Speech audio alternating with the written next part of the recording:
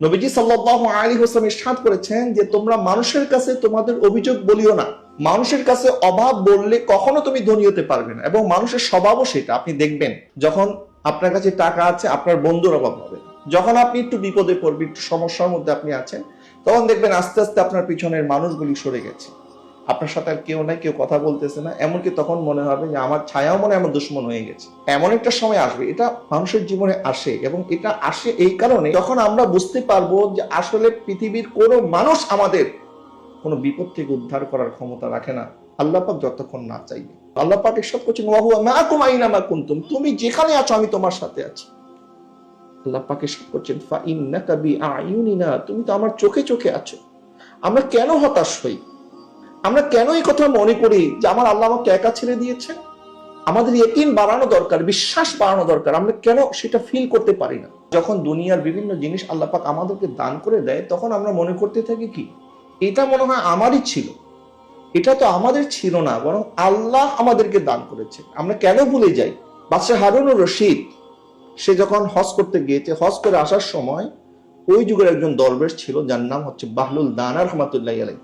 তো হজ থেকে ফিরে আসার পর বাহলুল দানার সাথে যখন ওনার দেখা হয়েছে, তখন বাহলুল দানাকে উনি জিজ্ঞেস করলেন যে হুজুর, আপনি কি আমার কাছে কিছু চান? আমি কি কিছু করতে পারি? যেহেতু সে ওই সময়ের বাদশাহ ছিল, তো বাদশাহ একজন দরবেশকে জিজ্ঞেস করতেছে যে হুজুর, আমি কি আপনার জন্য কিছু করতে পারি?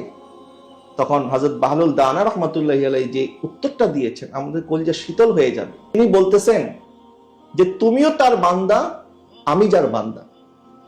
আল্লাহ হয়তো তোমাকে দুনিয়ার মধ্যে কিছু নিয়ামত দিয়ে পরীক্ষা করছে, আর আমাকে হয়তো কিছু না দিয়ে পরীক্ষা করছে। তা আমি তোমার কাছে কেন চাইবো?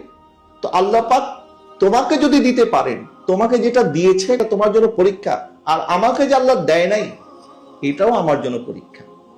সুতরাং আমরা কখনই হতাশ হব না, কারণ দুনিয়ার আমাদের আশ্রয়স্থল হচ্ছে আল্লাহ সুবহানাহু ওয়া তাআলা, আমাদের যাওয়ার ঠিকানা হচ্ছে আল্লাহ সুবহানাহু ওয়া তাআলা। ইয়াকুব আলাইহিস সালাম বলতেছেন ফাসাবরুন জামিল, যখন ওনার সন্তানরা ভাইকে যখন কুয়ার মধ্যে নিক্ষেপ করে একটা নাটক সাজালো, কাপড়ের মধ্যে রক্ত মেখে এনে বলতেছে বাবা আমাদের ভাইকে বাঘে খেয়ে ফেলেছে, তখন হযরত ইয়াকুব আলাইহিস সালাম বলতেছেন আমি ধৈর্য ধারণ করব, এমন ধৈর্য যে ধৈর্যের মধ্যে কোনো ধরনের অভিযোগ নাই। আল্লাহুল মুস্তাআন ওয়া আলা মা তাসিফুন, তোমরা যা বলছো এই ব্যাপারে আমার আল্লাহই আমার আশ্রয়স্থল, আমি আমার আল্লাহকে আশ্রয়স্থল মনে করি, তোমাদের এই বক্তব্য আমার কোনো প্রয়োজন নাই।